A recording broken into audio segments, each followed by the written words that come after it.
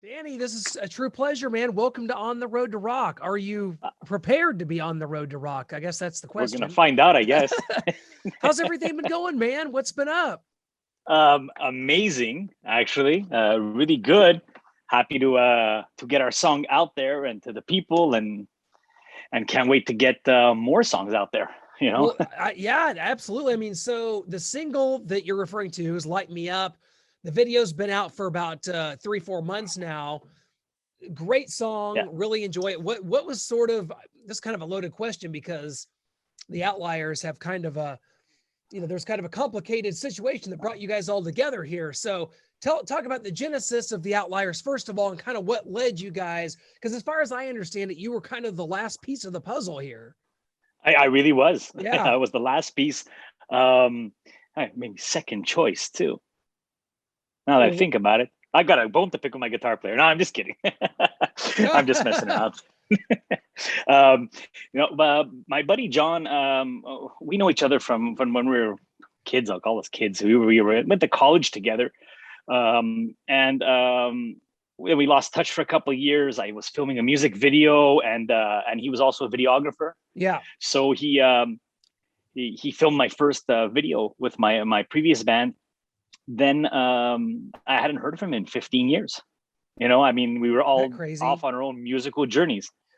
One morning, I just get a message. Like I was leaving the house. I was just getting up to get out, and I get a message, and he's like, "Hey, dude, I don't know what's if you're still singing or if you're still with your previous band." Blah, blah. He goes, "But I have this song." And I go, "Well, dude," I go, "It's great." I go, "I'm not with my old band, and I've been looking for something, And he goes, "Well, look," he goes, "I'll send you the song if you like it." He goes, "If not, no hard feelings, man." He goes, "If it's not," I heard it in just that opening riff.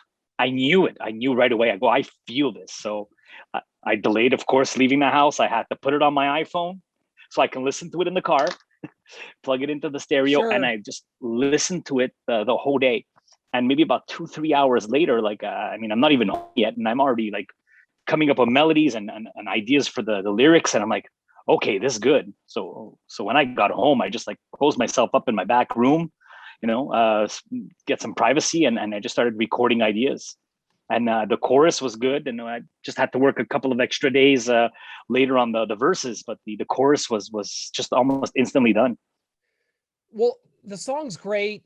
This is sort of one of those things I say that, hey, last year and a half's been kind of crappy for a lot of people, but I think a lot of creative situations sort of came from this.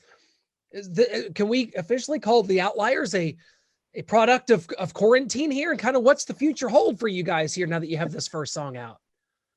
So I guess we are a product of quarantine. And for me, after I had quit my previous band, and I tried to get something going, I tried calling up working with some musicians and friends, but it wasn't working out for me. So I was like, whatever, I'm just gonna write by myself, I'm no lead guitarist. I said, but I'll just get some people if they want to guest star on my solo album. I'll work, I don't care. Like I'll do something, and I don't care how long it takes me. I'll just do it. And then out of the blue, like I said, John messaged me, and then we all kind of got excited. He gave me the bug back, to really create with other people. And it had been probably about 2 years I wasn't doing anything, except alone, just playing and writing stuff slowly. And yeah, I mean, we all like the end result, and we started sending riffs back and forth. John and I right away. He'd come up with something. I'm like, okay, that's great. I'd send him something, and then him being a lead guitarist would modify it and make it better. And I was like, oh yeah, perfect. And we're just writing. The problem is with now a lot of restrictions have been lifted, so it's a lot better, a lot easier. So we hopefully we'll get into a room together. It'll make things a lot simpler than sending stuff, back and forth.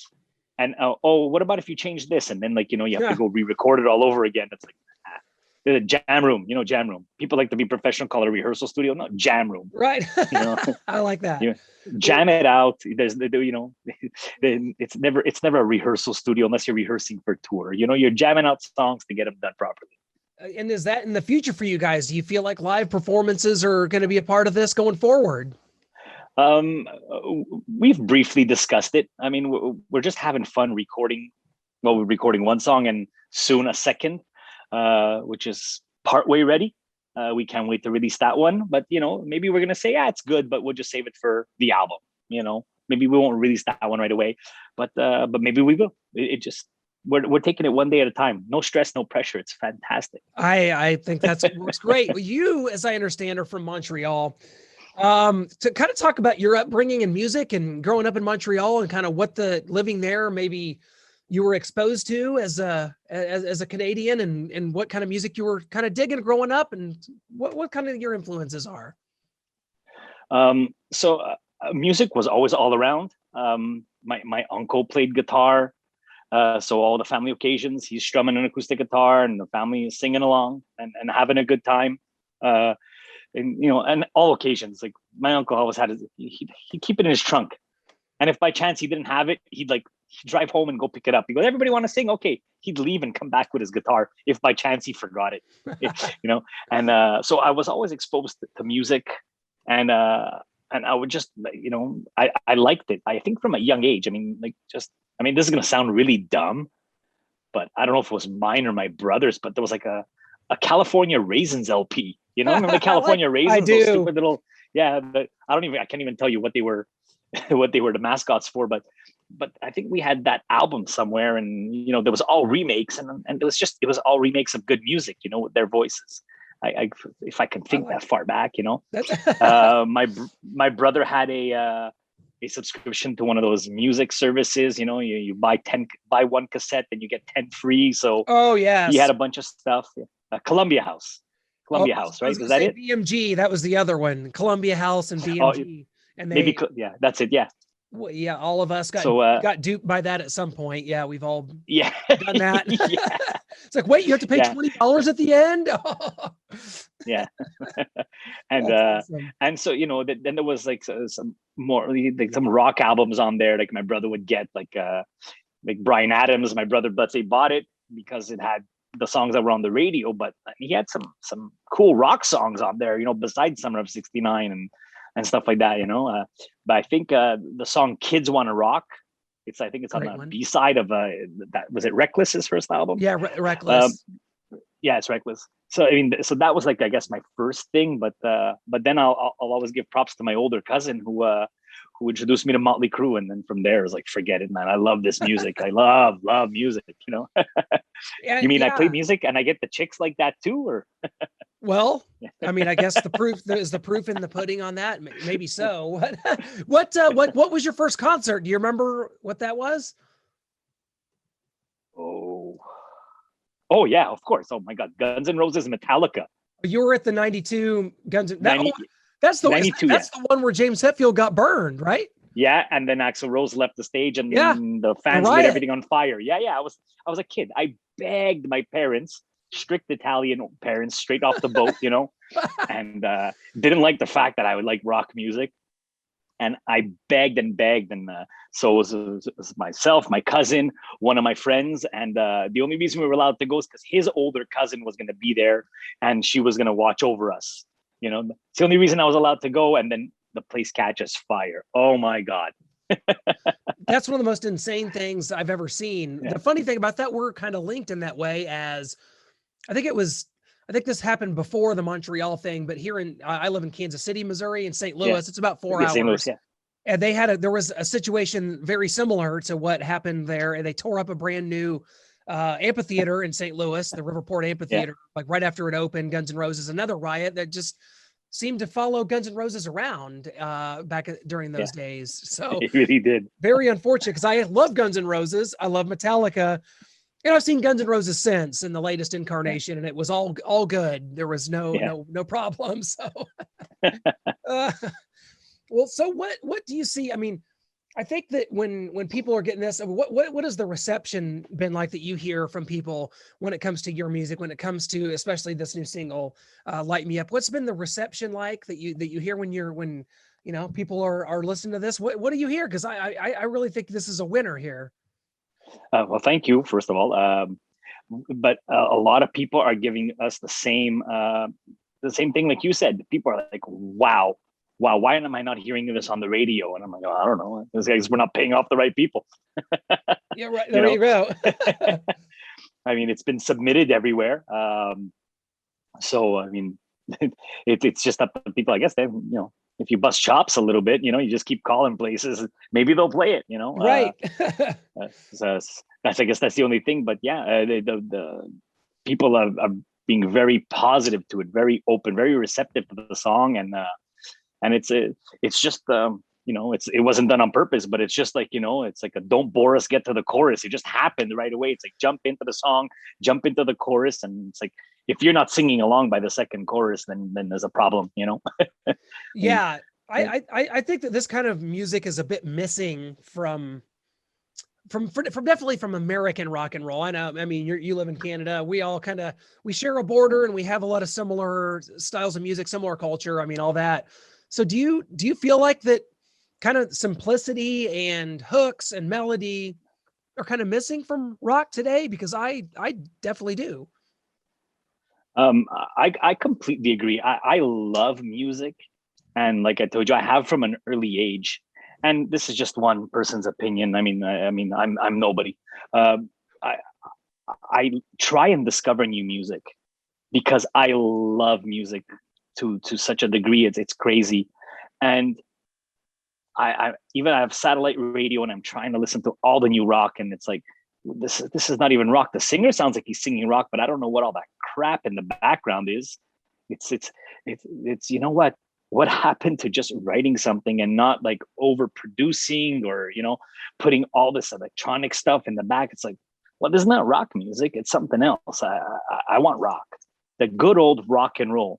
And you know what? I don't care what anybody says. It stands the test of time. Look at the biggest rock concerts that are going on. We're not going to have them much longer. They're all old and retiring. But you've got AC/DC, Iron Maiden, Kiss, Motley Crue. Well, let me see. Did I say AC/DC? Kiss was on their tour still, and they were drawing big numbers. And right. And you got Metallica, AC/DC. No, sorry, I think I said AC/DC 3 times now. Even Bon Jovi and Def Leppard, they're all still filling stadiums. Yeah. Yeah, these are stadium worthy bands, and none of the new stuff. And maybe the record company should pay attention. You need rock anthem bands. And again, my opinion, I mean, you're not going to be filling stadiums. You're not going to be filling stadiums with what's on the radio now, because you hear from a band, maybe they're around 2-3 years, and then poof, goodbye. Never hear from them again. They're on the station of music from 20 years ago. That's the next time you hear them. It's sad. It is, and I think you've hit a good point there. And I think for me, when I look at it, I just don't think people, especially younger people, consume music the way that we used to. It's a battle for record companies. It's a battle for bands to try to evolve and have their stuff out there in the streaming realm and try to compete that way. It's a muddy water to me. Do you kind of agree with that? Yeah. It's a bit messy.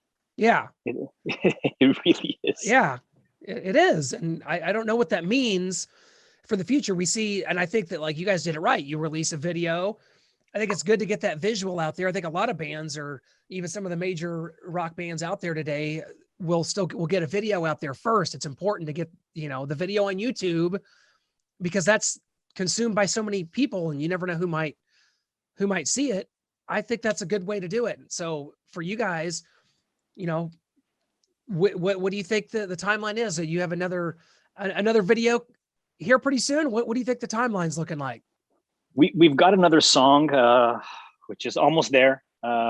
We've got drum tracks are done. We're just waiting for John to be happy with his guitar tracks. Then they'll send it over to me, and I've already have some ideas for lyrics and melody. And then when I have that ready to go, and we'll see if we're going to get the keyboard player if he wants to add stuff again. He was just a friend of John's who wanted to maybe to add that on the original track. So maybe if the song needs some organ or some piano or keys, maybe we'll add it. Maybe we won't. So we're not putting any. It has to be this, and this. It's as long as it sounds good. As long as it sounds good, we're going to do it. So hopefully we'll if we like it, we'll release it. If not, we'll wait and put it on the album. Danny, I have high hopes for the Outliers. I have high hopes for what you guys are coming out with next, because I think rock music truly needs an injection in the arm here, and maybe the Outliers is just the band to give it to us. Thank you so much for hopping on with us, man. It's going to be great to see what all happens next with the Outliers, and I'll be watching and certainly listening, man. Thank you so much, and let's catch up sometime down the road at a live gig one of these days, man. Absolutely, man. Thank you so much, brother. Appreciate it. Have a good one, Clint. You too.